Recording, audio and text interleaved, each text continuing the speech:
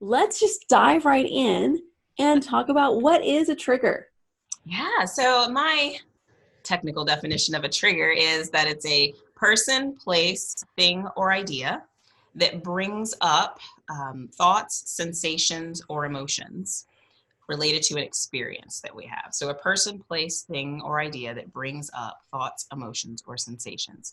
Now, with that definition, what people will probably notice is that that could be anything. Like, I'm triggered when I hear 80s music, right? I'm like, oh yeah, and it's a great experience. I'm dancing and laughing, and But we often think about triggers and we think about our painful childhood experiences, right? So there are also those thoughts, emotions, and body sensations that are connected to painful or unresolved things that have happened in our life.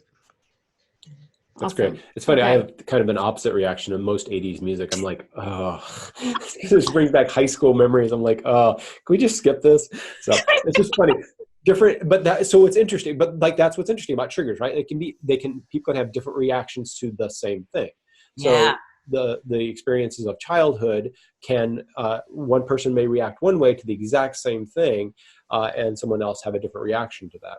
And we can even have the same, a different reaction to this within ourselves. Like 80s music, maybe one day is awesome and I love it, and maybe another day I'm just like sobbing. So right? true. It's very, very true. So triggers could actually not be the same reaction every time. They just bring up something at that point in that time, but it's not like it's always going to be like that. Is that? No. It doesn't always have to be that way, especially when we become aware of them, right? And this is what, when I work with parents a lot of times on their triggers, and they're like, I'm never going to get over this. It's always going to be this way. I feel like such a failure. And I'm like, that's not necessarily true.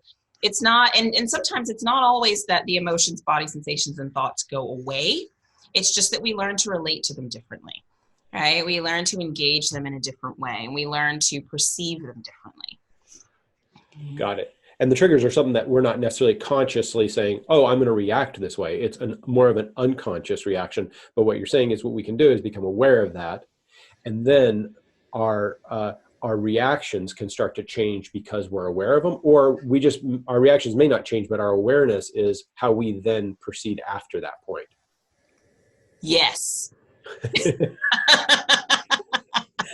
No, really, it's so the trigger itself is usually outside of us, right? So the trigger is like the 80s song, let's say, and we hear it and it brings things up inside of us, like sadness or happiness or whatever, or it makes our body tingle, or we have thoughts like, oh my God, I can't believe I wore that to prom, that sort of thing. So all those things come up in us, and definitely we can absolutely shift our reaction to that thing or not.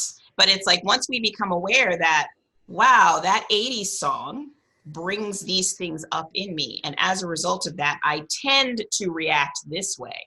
That's 3 different areas that I can technically intervene. I can make Siri, or what is that person, the Alexa, Sirius radio, or XM. XM. Yeah, I could tell XM to never play 80s music again. Or if it plays, I can shift my thoughts around it, or become or shift my emotional reaction to it, or shift my emotions related to it, or I can shift how I respond. Right? I can say, when I hear 80s music, I will not get out and go to my ex-boyfriend's house and throw a brick through his window, because that is not good. So I mean, we can intervene on any one of those levels when it comes to triggers. So we have way more control than we think we do. Okay. That's great. And I want to summarize that, because that was gold.